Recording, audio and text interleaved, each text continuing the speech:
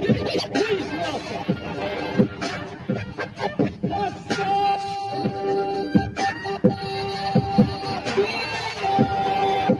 Thank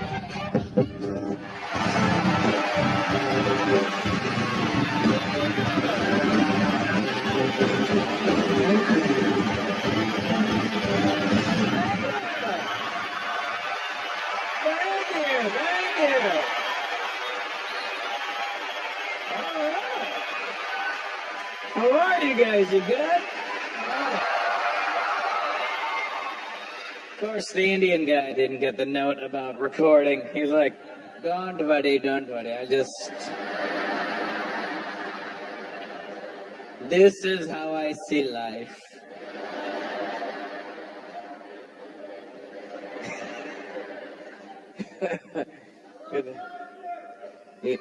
You look brown too? Yeah. You look very brown, sir. As a matter of fact, you might even be a darker shade of brown than me. You look so brown I could tell what part of India you're from. I can't tell if you're Asian or a white guy that's been in the sun all day, sir. It's so bright. It's so hot today. Incredibly hot out there today. Are you Asian, sir? Oh, okay, cool. What's your name? John? Yeah, okay.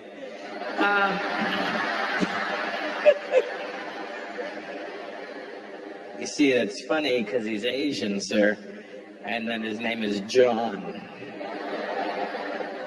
Do you see what I'm saying?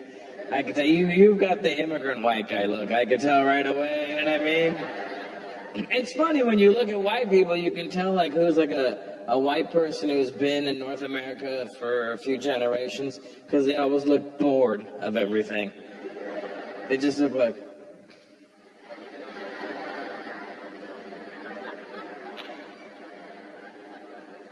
But then the immigrant white people always look shocked to see things like...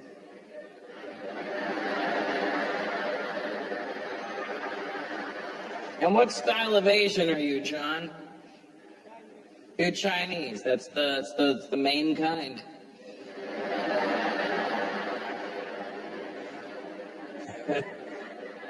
Where's your family from? From Hong Kong. So you speak Cantonese? You can understand it. Well, that's almost there. And what's your Chinese name, John? Because you know it sure as hell isn't John. There's no way your parents are like, that's a baby boy.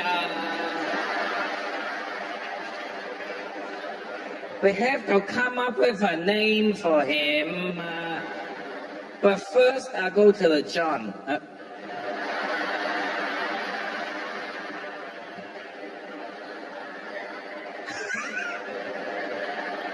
That's a name.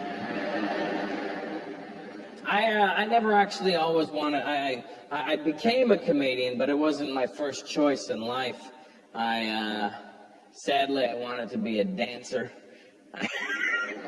Don't judge, all right? It wasn't... it's not how you think. I was a break dancer back in the day. We're talking 30 years ago. And I was like, yo, I love this. I'm going to turn this into money, right? And then breakdancing died. And I was like...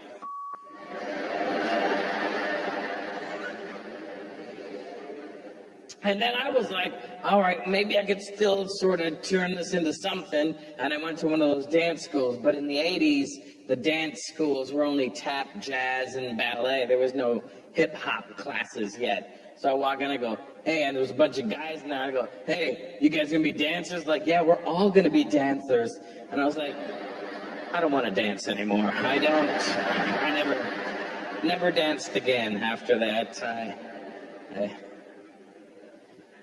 My parents knew that I wasn't going to be anything, well, they thought I wasn't going to be anything special. And they had every right to think that. I wasn't a good student in school. My parents were not the Indian parents that were trying to tell me that you should be a doctor, lawyer. They never had any false hopes. My parents were literally like, son, when you graduate from high school, airport is hiring.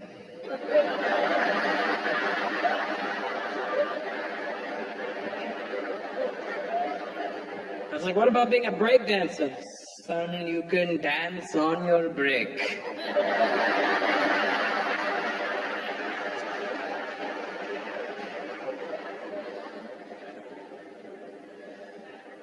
I'm not good on computers. You know how bad that is for an Indian guy to not be good on computers? That's like a black guy with no rhythm. You know what I mean? That doesn't make any sense. I didn't look at you, I looked at the other black guy. But I'm not. I'm like really, like, I genuinely, like, are you good on computers, sir? Video guy? Kind of. I'm horrible, like really bad. Like, it's easier for me to tell you what I can do than what I can't do on a computer. Here's what I can do on a computer. I can stream and I can download. That's it. I stream porn, I download music. That's all you need to do. I think if you're downloading porn, you're way too attached to the porn. You should be in a relationship. My worst day for me is when I have to call the 1-800 number because I have a problem with my computer and I get an Indian person on the phone. That's not the part that bothers me. I think that's great that they've outsourced the job. The part that bothers me is that that guy knows who I am. And I call him like, yeah, I'm having a problem with my computer. Okay, sir, and your good name? I'm sorry? Your good name. What do you mean my good name? Like, my friends say I'm generous. No, so your good name. Is that like my password? What do you mean my good name? Your last name. Your family name, sir? Your family name. Oh, Peters. Okay, sir. And your first name? My what? Your first name. I don't have a forest name. I don't even know what that... If I was in the forest, my name would be Lost, I believe. Your first name, sir. The name you go by. Oh, Russell. Okay. No way!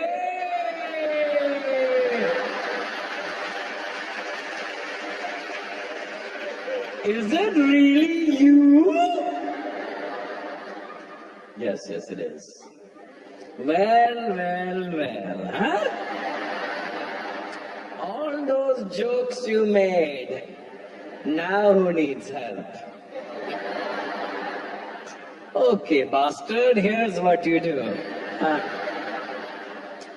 I'm just going to take control of your computer. What do you mean you're going to take? I'm going to mirror it. What does that mean? I'm going to control your laptop from here. I go, please don't do that. I think that... No, let me just go through your history. If you could not go through my history, I think that'd be a lot better for both of us. Okay, lusty grandmas. It was a pop-up. I'm sure it popped up just fine, huh? Thank you, guys. You ready to get this thing started?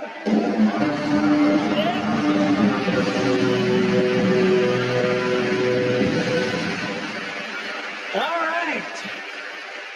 Our next comedian is co-starred in such films as Soul Plane, Zoolander, and Johnson Family Values, and yet he still has a great career. Please welcome my good friend, Godfrey!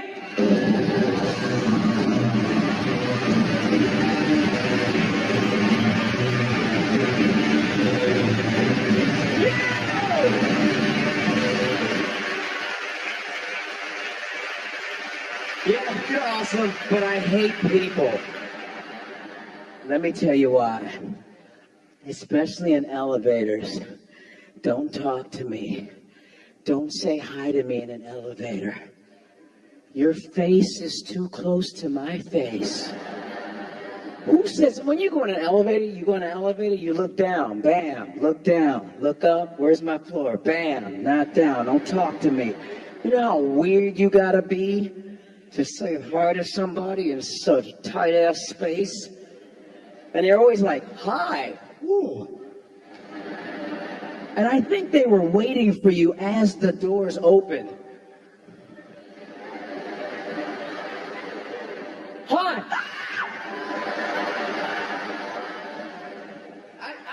Something about having the elevator to yourself. Don't you guys like it, the elevator to yourself? It's only a couple seconds, but you like it. Especially if there's a camera, you're like,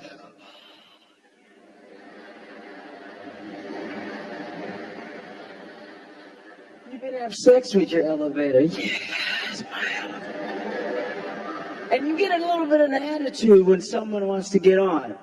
Oh, is this going up? Yeah. Sometimes I use practical racism. Yeah, there is such a thing. If I see a fresh, I like to say, since it's a racial show, when I see a fresh white family, fresh white, mom, dad, boy, girl, fresh white. I'm talking about white, like the Crayola crayon, that white one that never got touched. It's always the sharpest one. Go use the black one. I use practical racism when they want to get on. Is this going up? Yeah, it's going up.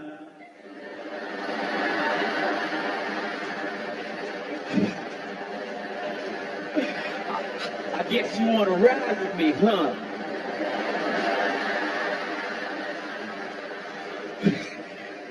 Why am I using that 80s Eddie Murphy voice? I see you want to ride with me. I can't wait to see your ass ride with me. So we real nice.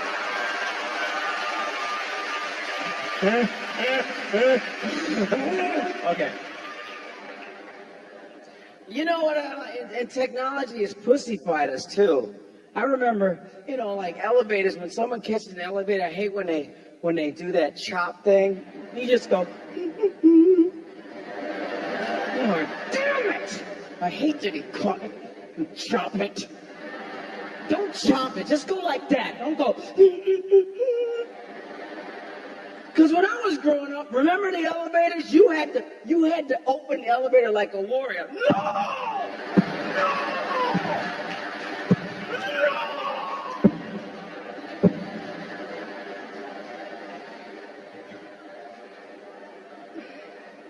The World Cup soccer was exciting. We all watched it. Well, people were clapping. Some of your countries were in it. That's why you're clapping. See, let me tell you something. I'm American, right? We don't eat, sleep, and drink soccer. We don't. We have football, baseball, all kind of things. World Cup is just some arrogant thing we want. You think you're gonna beat Africans? Huh? Europeans? People who eat, dude, you guys do hockey pickup games. You just pick up hockey. Who does that? Hey, you guys want to play some hockey? Let's go. Let's get 30 guys. And you do it. You think you're going to beat some African? Hey, Mobutu.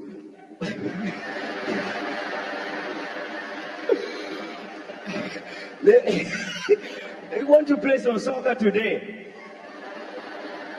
No, not 100 people, only 50. No, we don't need shoes. Just keep going.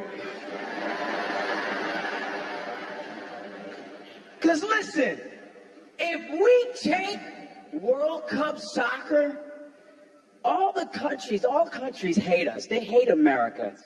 You know that. If we take World Cup soccer, you think planes are disappearing now.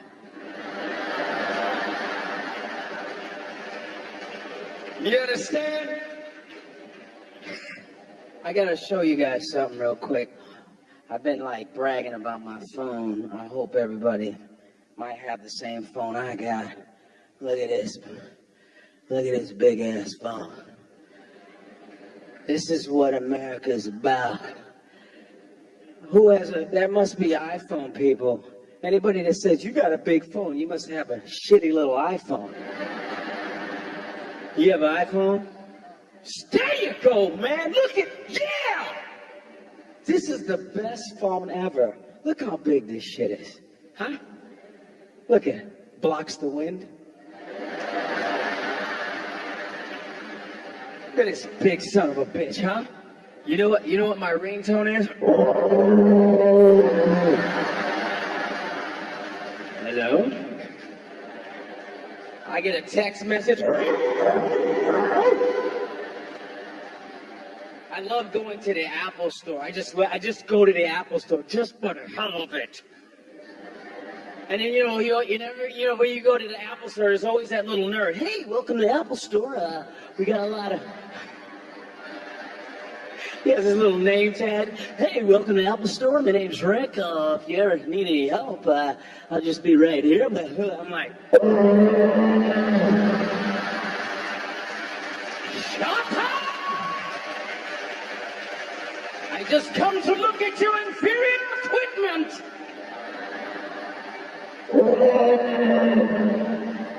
I suck all the energy out of the other iPhone.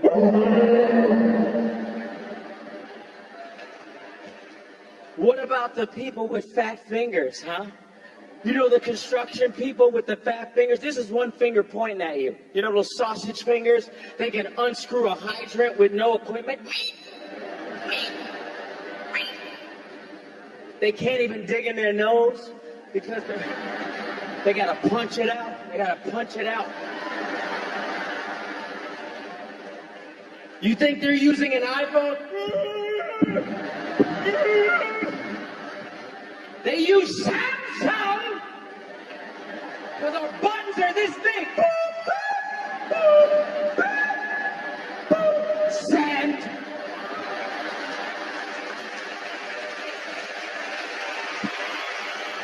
Good night, everybody. Thank you very much.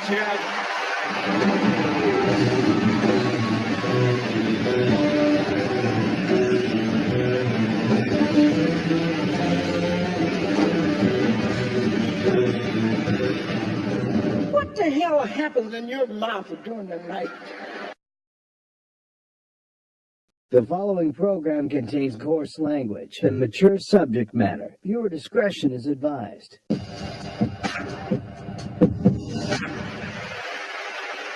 Our next comedian was the best man at Jerry Seinfeld's wedding, which is the first time he'd ever cast a black man in anything. Please welcome my good friend and a man who I've looked up to since I started in this business, Mr. George Wallace.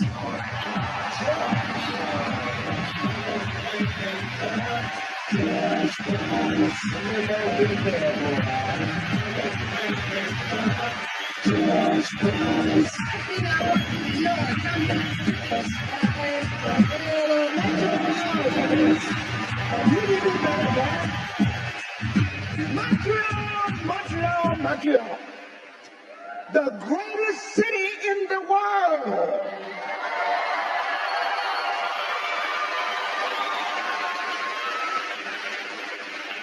And I'm going to say the same thing tomorrow night in Cleveland, too. If you can't laugh in this city, you can't laugh anywhere. Did you know that? People just say stupid stuff here. I'm walking, the lady just ran in and said, it's raining outside. Duh. What the hell else would it be raining? People just say stupid stuff. I'm walking the street, man said, Mr. Wallace, you in town? There's something wrong with you people in Montreal. I just walked down the street right out front. They're now opening a brand new Ethiopian restaurant. A brand new Ethiopian restaurant. Now, personally, y'all, I didn't even know they had food in Ethiopia, okay?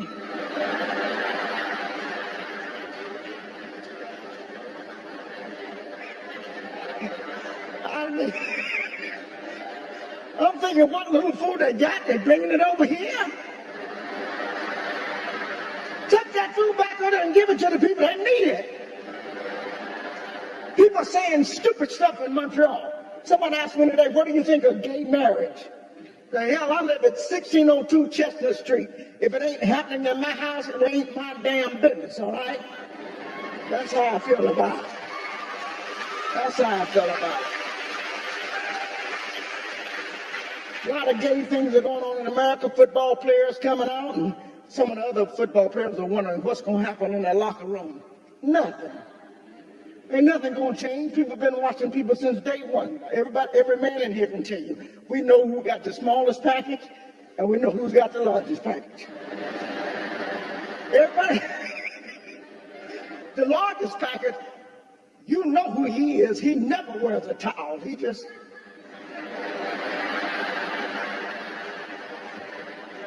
That used to be me. 'Cause I'm happy. A lot of people think I'm wearing a belt. No. I'll be thinking about all kinds of things. I'll be thinking about morning breath. American government and the Canadian government should get together and do some research on morning breath. What the hell happens in your mouth during the night?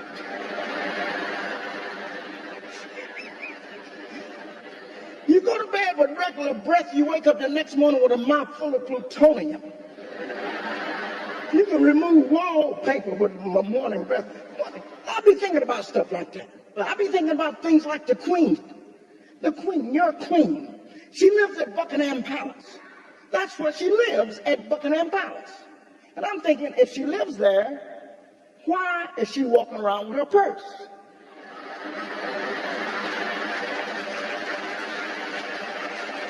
I've been thinking about stuff. Why is she walking around with her purse?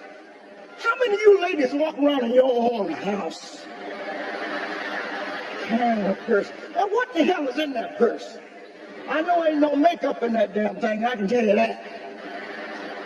But I've been thinking about stuff like that. I'm in the grocery store the other day. I saw a sign that said evaporated. I saw an item that said evaporated milk. And I'm thinking, well, what the hell is in the can? I'll be thinking about stuff like that. How come you never see the last Baptist church?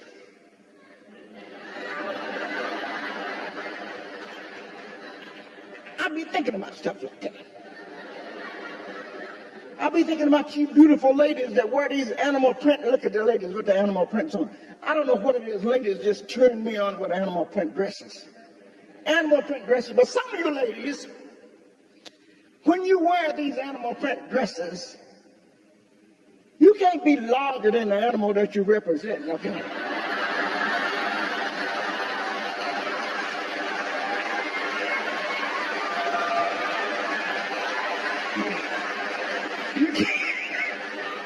You can't be larger. A lady came to my show the other night in a zebra outfit. Everybody went, it's a xenophon.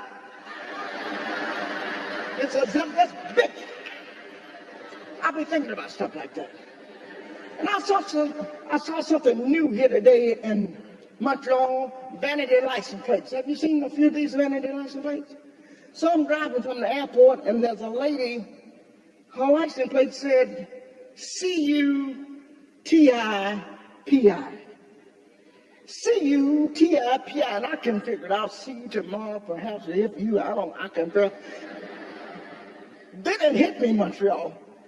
Cutie pie. Cutie pie. I said, well, let me inch up a little more and check her out. I get up next to her, I said, well, damn, she must have stole this car.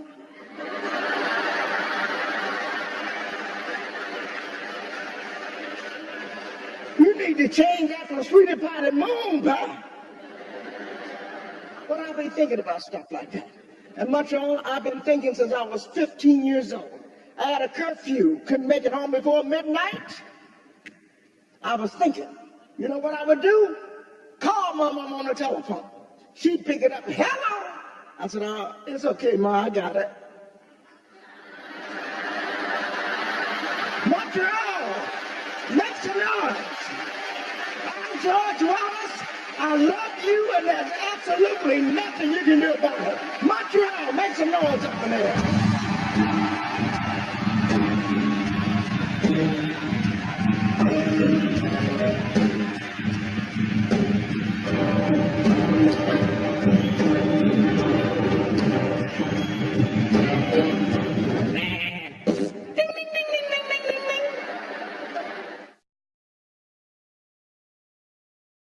The following program contains coarse language and mature subject matter. Viewer discretion is advised.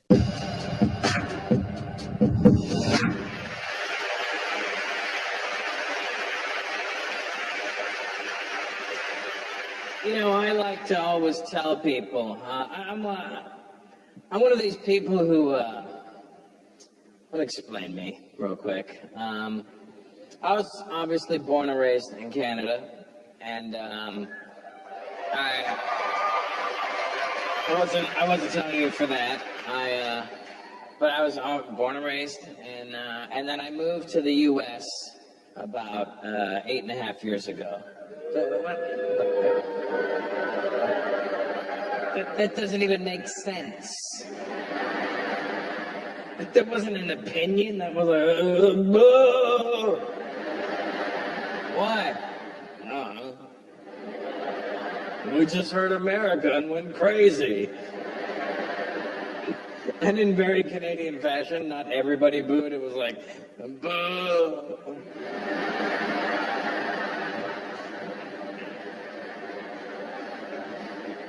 Boo? We're the only people that could boo with a question mark at the end. Boo! I think we hurt his feelings. We gotta stop booing, guys.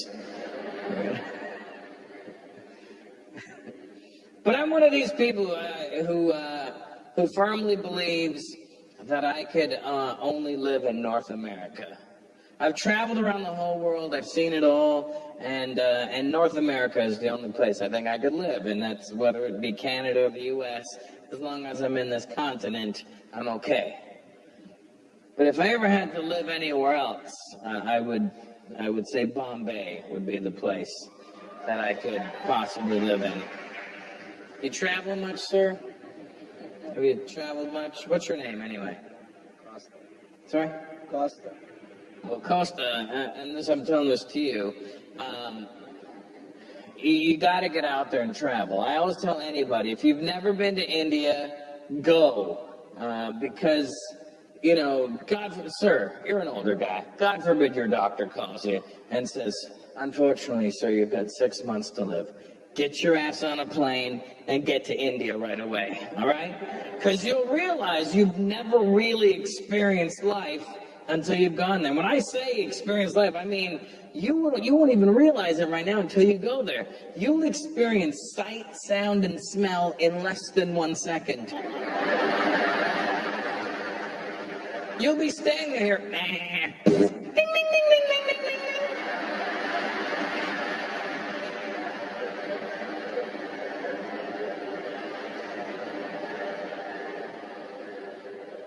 Did a sheep just drive a train by and fart?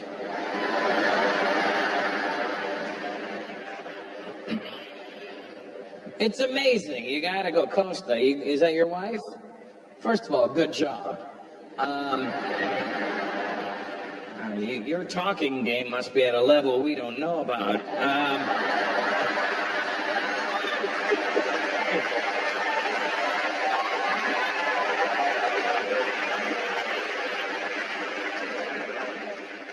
Hey, Mori. Ella.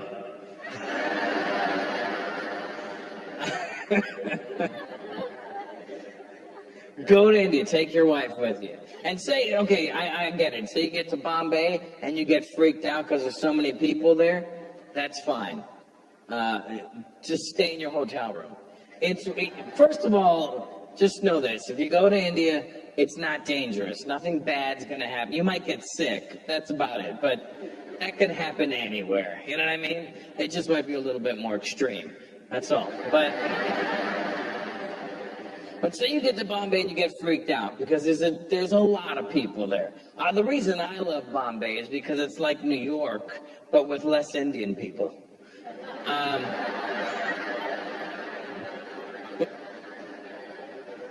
So say you get to Bombay and you get freaked out by all the people and you just want to hang out in your hotel room, do that. It's worth going to India just to watch the news.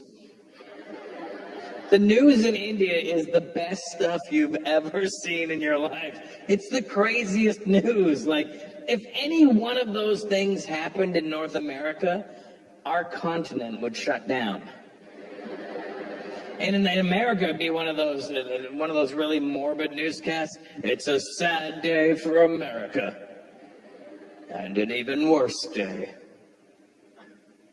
for Americans. We'll be right back after these messages. And then they always cut to my favorite commercial. They have this commercial in the States. I'm Wilford Brimley. When I first found out about my diabetes, I knew it'd be a problem because I can't pronounce diabetes. You see the craziest news in India delivered so casually. Today, 743 people are dead as a bicycle collided with a goat.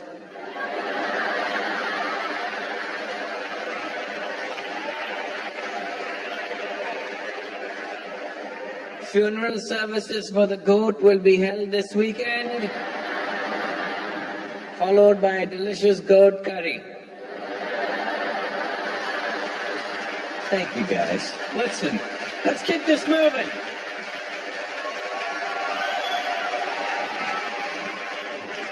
This next comic has all the ingredients to be a comedian. Short, chubby, and bald. All he's missing are the jokes. Please welcome my good friend, Robert Kelly.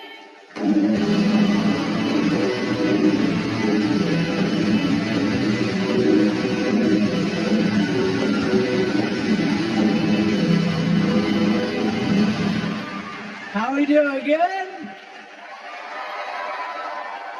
You guys look great. You guys, nice, young, vibrant crowd. Except for you. You guys are old as shit. No, I like that. You're old. You're older than everybody around you. You're a man. You're a man. Look at that. That's a man. They're not making you anymore. Look, they're making dudes. Look, the dude. You're a man. Look at your man hands. From opening shit your whole life to peanut butter, paint, pickles. Look at all these little Facebook fingers. Just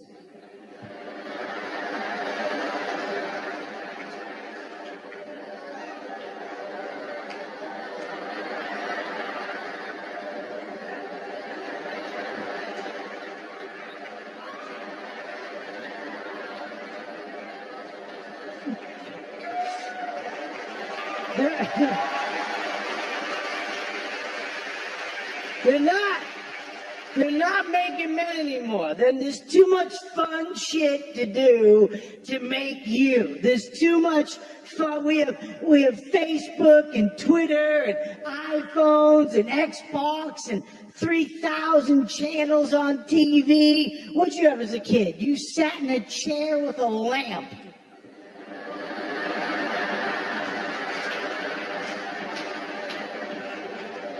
You had thoughts. You had thoughts for toys. Do you know how manly you have to be to think fun?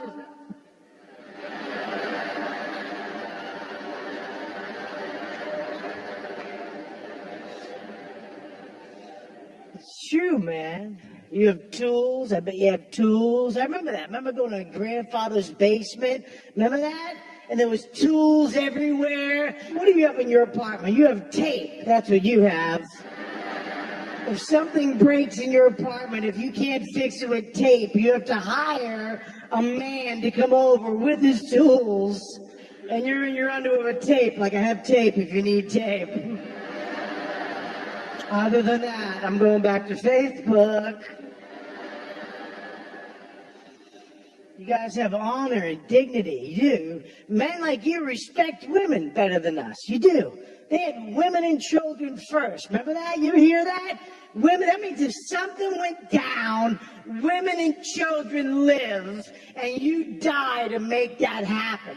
That wasn't a law. That was men telling other men, this is the way this is it. This is what happens. A ship sinking, Titanic. It's going down. And the men with honey, there's not enough boats. Get the kid, get on the boat. I'm going to play music to relax you while you live.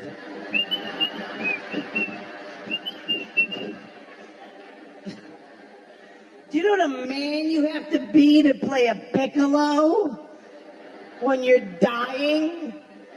Do you think that would happen today if this was a ship right now and it started sinking? Do you think I'm stepping on every bitch's head on a boat? I'm grabbing the first two babies I see. I'm floating back to shore. Come on, start kicking, you son of a bitches. We're never gonna make it. Yeah, your mother's fine. She's got fake tits. She's floating right behind us.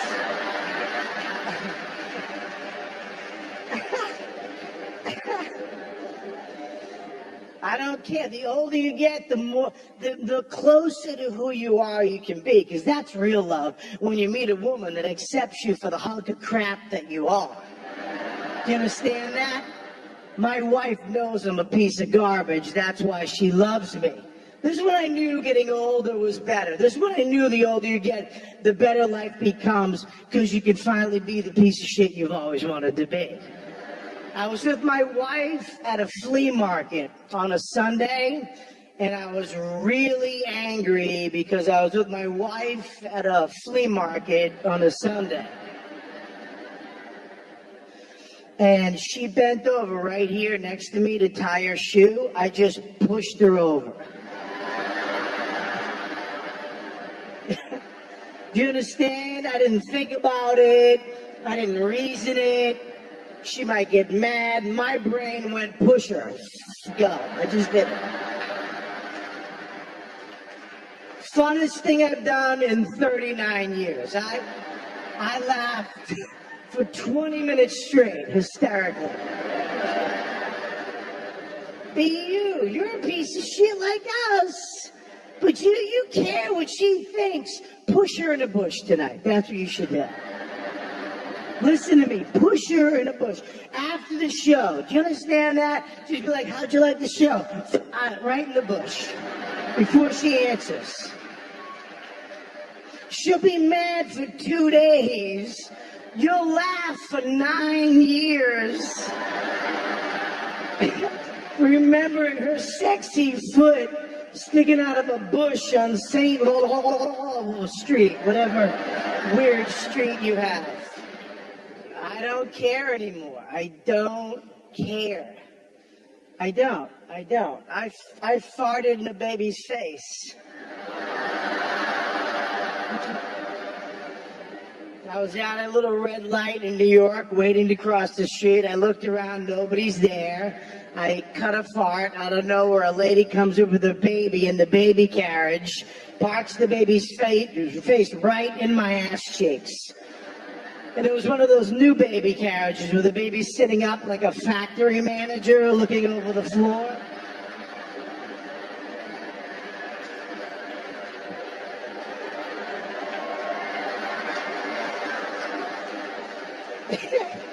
Right in its face.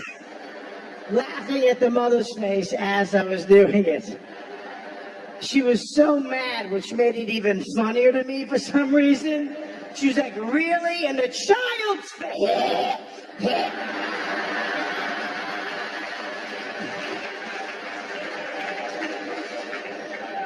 And the sound was amazing. First of all, I had tight underwear. Have you ever farted with tight underwear and tight jeans? You fart from here, and then the bubbles go up. It's like a little army. You can feel them. Oompa. Do-do-do. And they hit the underwear elastic like a minute later.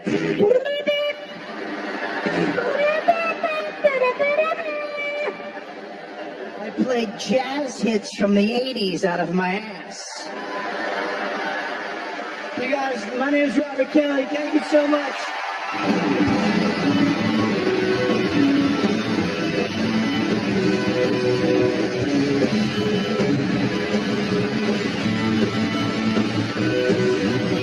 That's what we've been trying to tell you. Oh. The following program contains coarse language and mature subject matter. Viewer discretion is advised.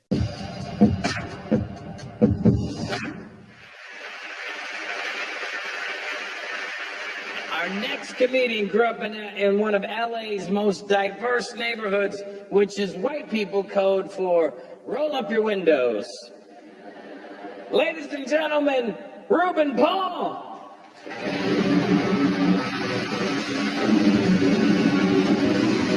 Yeah! Montreal!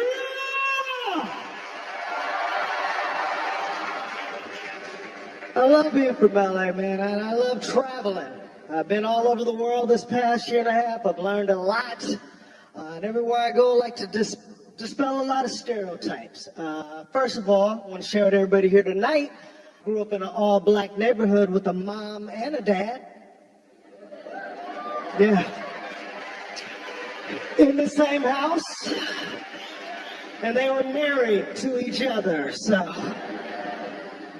A lot of my friends try to outpour me, too. That gets on my nerves.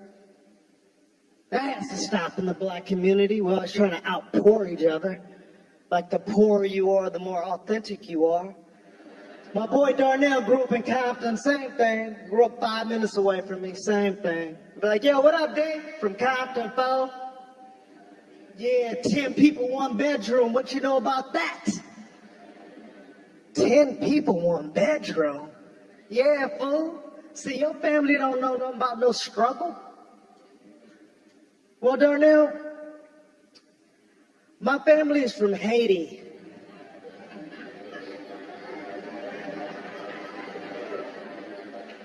So unless you're from Ethiopia, shut the hell up. It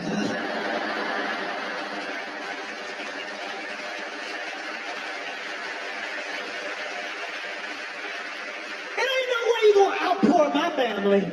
So you guys hear what I'm saying? My family's from Haiti. I think you guys think I'm making that up. My family is really from Haiti, one of the poorest countries in the world. Haiti's so messed up, we didn't even have an earthquake. We just made that up to get some help. The United States showed up and was like, Jesus Christ, looks like an earthquake hit this place. That's what we've been trying to tell you. Oh. We need help. Oh. My parents would go to any ghetto in America and be like, oh, this is nice. Oh, your house, it come with roof. Oh. 2 giant rats go by. Oh, it come with food. It come with food. I love America. Oh. Did you ever meet a Haitian? We always say, oh, for no reason at all.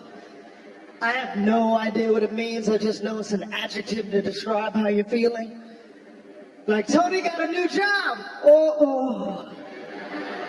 Tony got fired. Oh. Poor Tony. I used to be ashamed to be Haitian, man, because I grew up in LA. In the neighborhood I grew up in LA, my family's the only immigrant family in my whole entire neighborhood. Let me set the picture for you. No Jamaicans, no West Indians, no nothing. Just black Americans, that's it. And when you're a kid, all you want to do is fit in. But it's hard to fit in when you're Haitian because there's certain things that will give you away. Number one, how my parents spoke. My name is Reuben. R-U-B-E-N, Reuben. But my father called me Reuben, which is W-O-O-O-O. B-E-N. It's hard to blend in with a name like that. I'm outside playing ball with my friends. My pops will come out, Woman! Woman! Oh, come here now! My friends be like, who in the hell is Woman? I'm like, I don't know, but I gotta go. Sounds like Woman is in trouble. My mom felt bad for me because I got teased all the time. So she used to try to do American type things so I'd fit in with the rest of the kids. So one day she had the idea to have a pizza party for me and my friends. How can you mess up a pizza party? You can't mess up a pizza party. My friends are over. We're in the back playing. My mom calls like, Woman, come in, eat, that food is ready. We run in, she hands us a plate of pepperoni pizza with white rice on the side. My friends are like, what the hell is this? With the chicken wings and the salad. What the hell's wrong with your family? My friends never let me forget that to this day. I went and got yogurt with my boy 2 weeks ago. He's like, you want some rice with this, dog? I'm like, rice and yogurt don't go together. Don't go with pizza either. That'll stop your damn family. My name is Ruben Paul. I gotta get out of here, guys. Thank you much,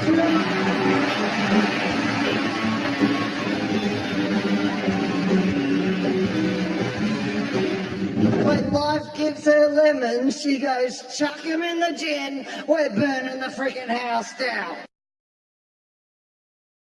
The following program contains coarse language and mature subject matter. Viewer discretion is advised.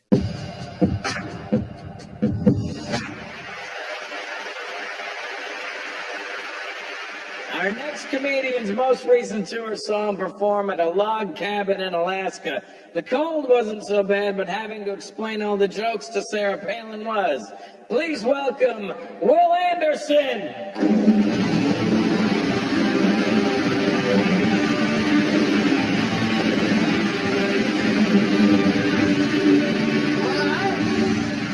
It's nice to be here. I'm from Australia. My name is William James Anderson. My father's name is Graham James Anderson. He lives on a road called Anderson's Road, which is named after my grandfather, who built the road by hand after the Second World War. My father, Graham James Anderson, has lived on Anderson's Road for 71 years in a row. He has never drunk alcohol. He has never smoked a cigarette. He has never tried drugs. He married the first woman that he ever kissed.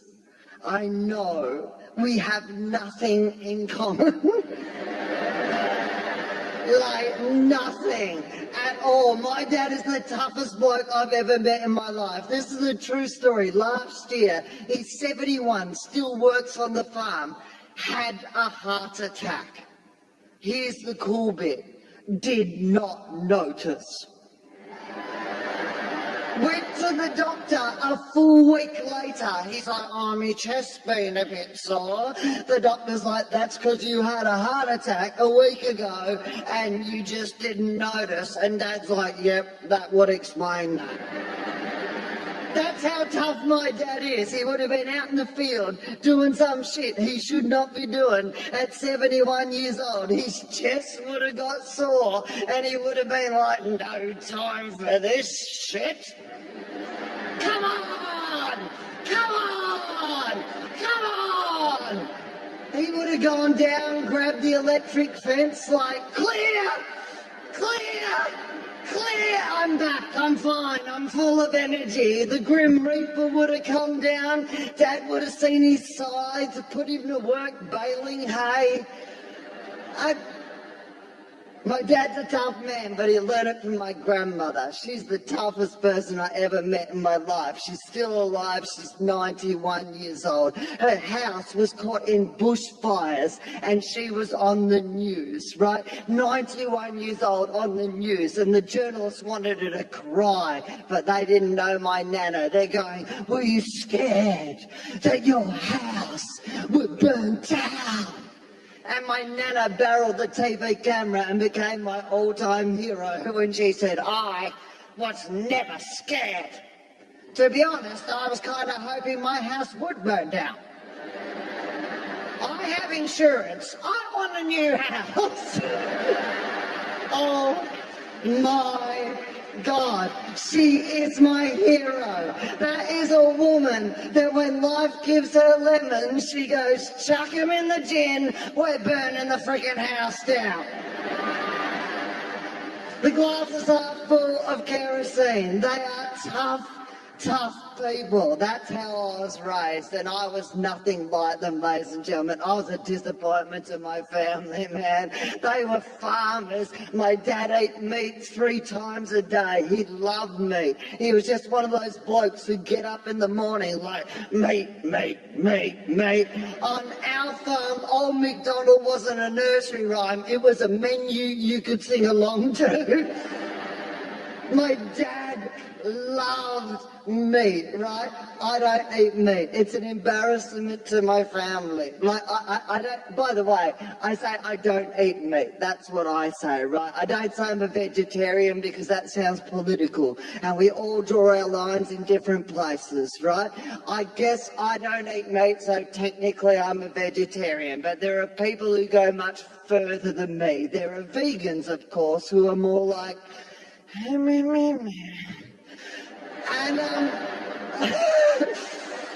I don't really know what they say. They don't make any sense to me. See, you thought I was going to be on their side because I'm a vegetarian. You're with the vegans. No, I don't understand the vegans. They're crazy to me. I won't kill an animal so I can eat it, but if I can squeeze it and delicious shit comes out, come on, vegans, I'm going to squeeze the shit out of that animal. That's what's happening. Here's what I learned from growing up on a dairy farm. All the most delicious shit in the world comes out of a cow if you squeeze a cow for long enough.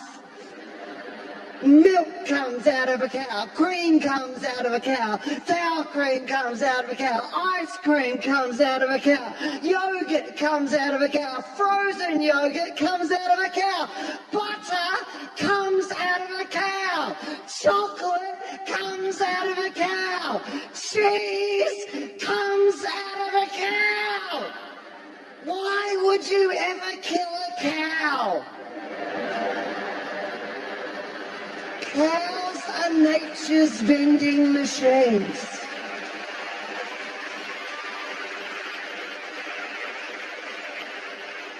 Eat what you want, but there's always one bloke at a party who wants to get mad at me because I don't eat meat. Like I'm saying something about his life, which I'm not. Eat whatever you want to eat, but there's one bloke who always is just like, no, I will stop eating meat when lions stop eating zebras. Yeah, excellent argument, mate. That would explain why you're 400 pounds and still have a mullet. Do you take all your moral guidance in life from the world of lions? Do you sleep 20 hours per day like a lion? Are you scared of stools like a lion? Do you constantly sing about the circle of life like a lion? Do you live in a wardrobe with a witch like a lion? No, you're a dickhead. Piss off. You guys have been brilliant. Thanks so much for having me. Cheers.